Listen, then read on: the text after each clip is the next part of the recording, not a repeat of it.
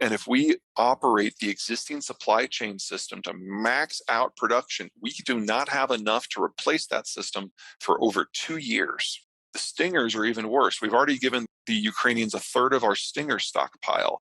We don't even have a manufacturing supply chain for those anymore because our army doesn't use it because we have an actual air force. We provide Stingers to third countries that are fighting a different sort of conflict from the kind that we design. Just establishing a new supply chain for a weapon that's basically been decommissioned from the US Army's point of view, that's going to take a year just to get going. So we are looking at the primary weapon systems that we are providing, that the cupboard is going to be bare sometime before the end of this summer, maybe into the fall. And if the Ukrainians have not managed to break the Russian military in that time frame, then this war of attrition, the Russians have more guns, they have more tanks, they have more people, and they will roll over Ukraine. So at some point in probably, let's call it September, October, the math of this war is going to change dramatically. Either the US is going to have to up its game in terms of involvement and risk that direct conflict, or it turns into a partisan war where the Ukrainians have fallen and they're fighting from behind enemy lines now, trying to savage the Russian deployments from within. Either way, the level of risk goes up substantially. The Chinese now know that everything that they thought was true about international conflicts has been proven wrong, whether it's sanctions or boycotts or how the other side fights. And unlike Ukraine, which has a very long land border with the Russian space, Taiwan's a moat. So the scale of casualties the Chinese would suffer would be at least a factor of 5 more than what the Russians have suffered just to get to the island. The Chinese now know that they couldn't capture Taiwan quickly. They couldn't impose a done deal on the rest of the world. They would be subject to sanctions and boycotts, and every step of that process would deindustrialize the Chinese system. So they have to come up with another plan, and it's not clear that they can. And strange of strange, the Chinese are actually boycotting the Russians more in many sectors, it's like energy, than the Europeans are. They don't want to get fought. The state companies in China do not want to fall to American sanctions or boycotts. They are too integrated and too dependent. And so we've actually seen a drawdown in the number of Chinese contracts with the Russians since the war started. Oh, sure, that's easy. Shale Revolution has proved to be far more economically viable than I ever thought.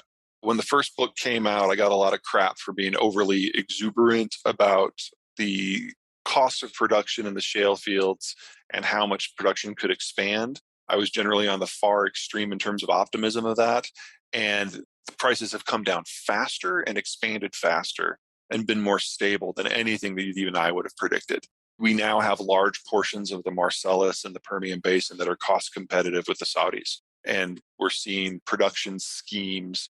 The wells may draw down very quickly. Most of their output comes in the first year, but the capacity of the shale sector to get more and more oil out of each individual well has expanded massively.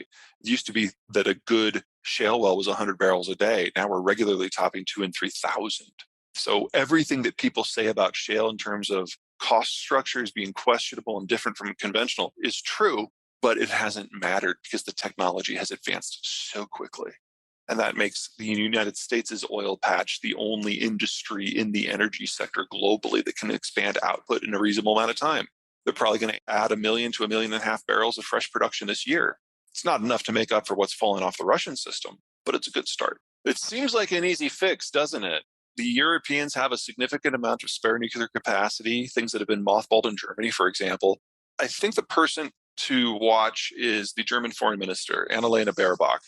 She is one of the co-leaders of the Green Party. And her party, from its very foundation during the Cold War, has been anti-nuclear everything, to the point that the Greens have even supported lignite coal mining over nuclear power. Now, Ms. Baerbock, her first foreign trip after becoming foreign minister in the first of the year was to Russia to interface with the Russian foreign minister specifically on the issue of Ukraine. And before she could say anything, Sergei Lavrov, the Russian foreign minister, insulted her country, her party, her person, and her gender in the most personal ways that he could. Just saying that there's no reason you should be here. You're incompetent. You represent a horrible party in a broken country. And really, I just need to talk to the Americans because that's where you get your marching orders from anyway. The Green Party in Germany has long been pro-Russian. The Russian natural gas helps them get away from nuclear power. So she went back home humiliated and angry, and has been the driving force of German foreign policy as regards the Ukraine war ever since. She has built up in a very short period of time a huge amount of gravitas and earned respect from multiple aspects of the German political spectrum. And so when she decides that we have to go back to nukes, it's going to happen because she now has the political strength to make that decision. So right now, the Germans are trying to figure out how to get by without Russian coal, without Russian oil, without Russian natural gas. And the very short answer is they can't do it this year unless they turn the nukes back on. And Ms. Baerbock is the one who's going to be able to make that decision. She doesn't want to. This has been the core issue for German Greens going back to the beginning, but she is in the right position at the right time to make that decision. And so what we're going to have is later this year, there's going to be interruptions to the oil and natural gas flows from any number of reasons. It's either going to be cut off because of insurance, cut off because of the permafrost, or cut off because the Ukrainians blow up the lines. One or the other, this stuff is all going away. And the Germans will have a choice between no electricity or nuclear-powered electricity. And they're not stupid. But one of the very first things that the Soviet propaganda machine did back in the 1960s is make Americans, make Westerners, Europeans distrustful of nuclear power because it increased Russian control of the energy space. And it worked very well for them. It's still working very well for them. But I think we're going to have a break in that later this year, at least in Germany. It's, again, one person, Elvira Nabiullina. She is the central bank chief. I honestly think she, if not the smartest person on the planet right now, she's certainly the smartest central banker. She tried to quit when the war started, and Putin made it very clear that he did not recognize her resignation. He immediately posted her to another 5-year term. Nabiullina is the person who has had to struggle with an increasingly economically dysfunctional and increasingly nationalist Russia over the last 5 years. And the fact that there has not been a broad-scale economic collapse in Russia is largely at her feet with her policies. Specifically, what's going on now, Ms. Nabiullina has forced every Russian company that exports to put 80% of their currency earnings into the central bank to be converted into rubles, and that full transfer is used to stabilize the ruble. And that is why the ruble, after the initial fall, she put in this policy into place, and it's risen back to pre-war levels and actually a little bit higher. That's because the Russians are spending almost all of their foreign currency to support the ruble. And that works. That keeps inflation under control. It makes the pain of the sanctions a little bit less, but it also means that Russian companies have no spare foreign currency that they need to maintain their operations or expand. So it's kind of a starvation diet in the long run, but for now, it's working. If we remove the United States, I'll give you two, France and Argentina. First, France.